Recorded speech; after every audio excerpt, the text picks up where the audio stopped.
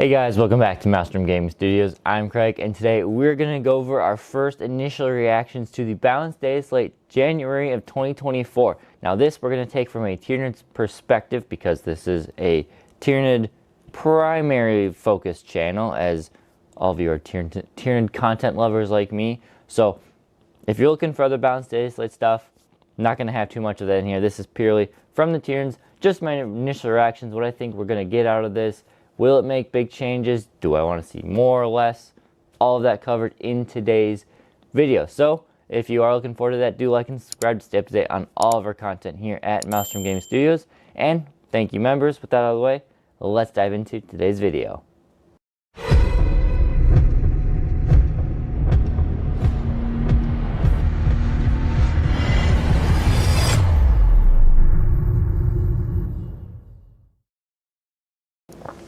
One more thing I want to mention before we dive into today's video is we are doing a live stream. We are having, as I'm calling it, the Maelstrom Gaming Studios Invitational Tournament. It is going to be 1 week and a day from now, so the following Saturday, February 10th, starting at 10 o'clock my time, US Central Time. There'll be a link. I'll put it here. You can follow it so you stay up to date. It's going to be 7 of my buddies. You guys in the chat suggested what we did here with 7 of my buddies here. We are playing a RTT. I am going to be the 8th person we have on stream here. I'll be playing the first 2 games, and then the final round, whether I'm in it or 2 other people are in it, the final round will be streamed as well. It'll be just one long 10-hour stream or something throughout the day, so you can pop in, say hello. With me playing on stream, I won't be as much interaction with the audience, but that is the way it is. We got a time we have to make, so I don't want the stream to slow things down too much. Just want to plug that here before. Now let's talk about the balanced data slate. So the biggest thing, in my opinion, is the big no change. There was a lot of rumors that OC0 was going to no longer be able to score secondaries. If that was the case, Tyranids would need massive point cuts, big shakeups everywhere, because we really rely on these OC0 models scoring. So with the change not having to happen, we can continue our gameplay, which I know is not everyone's favorite, of just scoring a lot of secondaries, not doing the best on damage, but scoring a lot of secondaries with our OC0 stuff. We're the best in 40k at it, and it looks like we're going to stay that way. So I'm happy with it, because the changes they did do would not have saved us at all. So we got a couple nerfs. These are expected. Most of them, I must say, are very reasonable. Death Leaper went up 10 points. I think he's 80 now. You're still going to take him in most cases that you were going to before. You got to add 10 points on. Maybe he's just not that 100% auto-include, but he's still a great model. And great rules and everything. Gargoyles went up 5 points. Do not care. Sure, Gargoyles were probably the best battle line in all of 40k. The fact they went up to 80 points for 10 now does not faze me one bit. These guys probably, I'm not even going to say, I'd say they go up more, I'd still take them, but 80 points, fine. I'll take 20 in every list. Neurolictor, this is a big one. 15 points for a Neurolictor does seem a bit harsh, because they do allow us to maximize our shenanigans in 40k with Battle Shock and everything. I would have liked to see this be just 5 or 10 points, but 15 seems a little bit heavy-handed. Nonetheless, we will soldier on. And Pyrovore's up 5, fine. Don't care, still love them. It does hurt Assimilation Swarm, as if you are playing the 9 Pyrovore list, something like I was doing, that is almost 50 points that you have added onto your list, which kind of sucks, along with all of these things. But other than that, if you're just bringing 1 or 2 of them like a normal person, you're fine. You're fine. Now for the buffs. These are tasty buffs.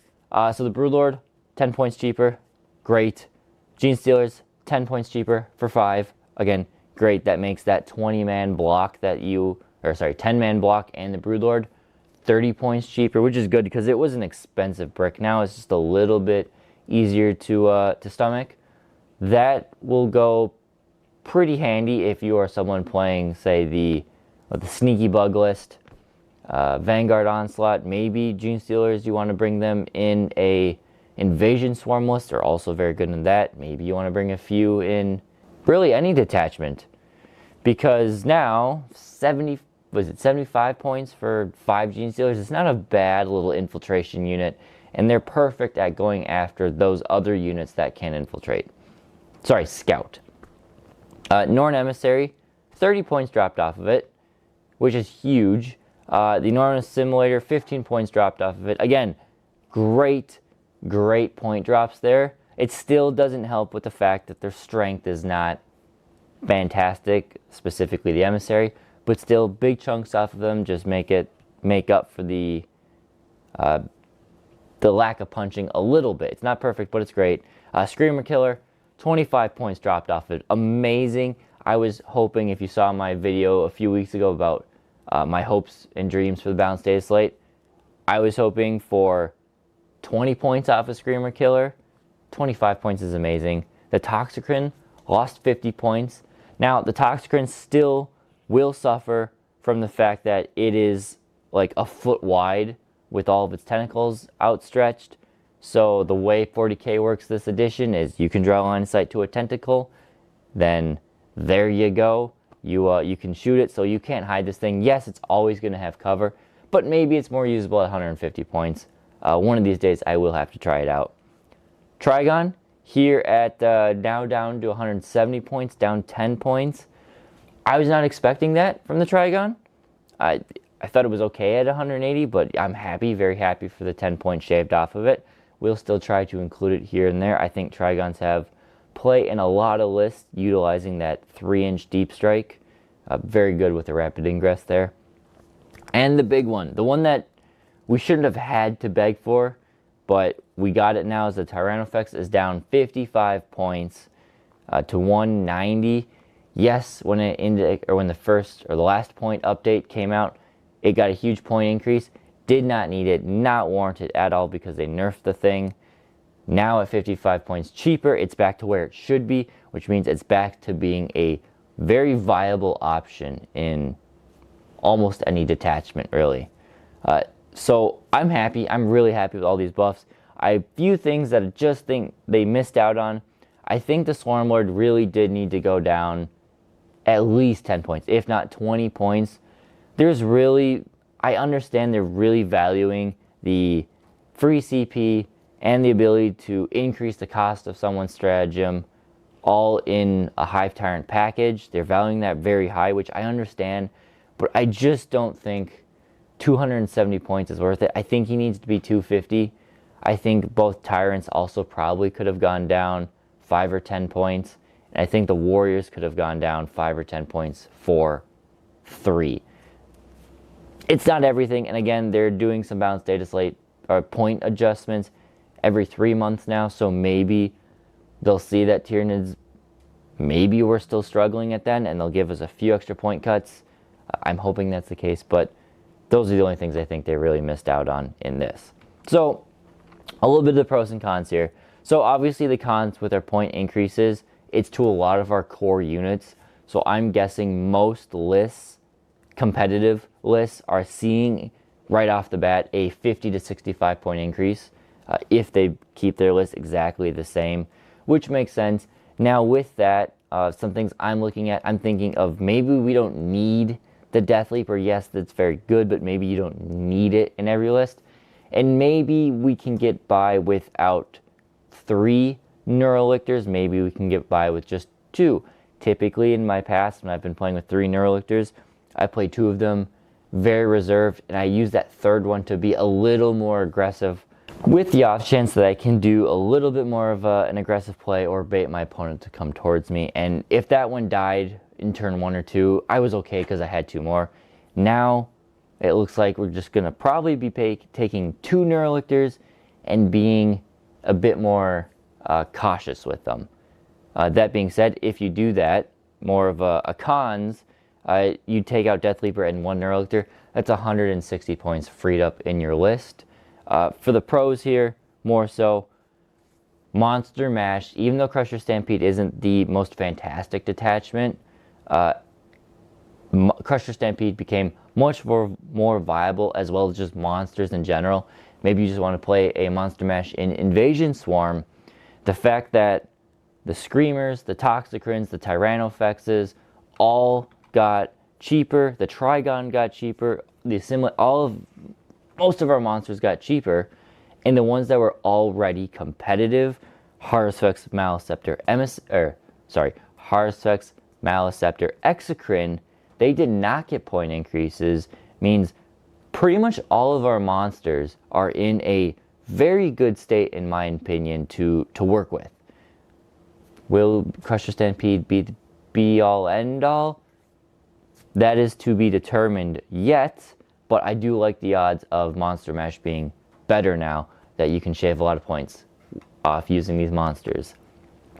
So more of my initial reactions. Like I said, I think 3 Neurolictors are no longer going to be a thing. Maybe if you're playing Synaptic Nexus, you want a third one because they have extra Battleshock shenanigans with the strat. Not sold on that. I think it's probably just going to be 2, and I think 2 is still a great number to work with. Crusher Stampede, like I said, I think it's looking good. Not great, but good. I might do a video on this later in a week or two as I fiddle around with it a bit more, but Crusher Stampede, in my opinion, is tied, if not at, the best stratagems for the Tyranid detachments. I think, based on the cost of them and what they do, this is probably the best all around. I know Invasion Fleet and Synaptic Nexus has some good ones, but for the price and what you get out of them, and which ones are battle tactic, I think Crusher Stampede have the best ones out there. So I really like them. Again, Screamers are awesome in Crusher Stampede. Tyrannofexes can be good. It's not the most amazing, but they can be good. Maleceptors, great. Exocrines, great.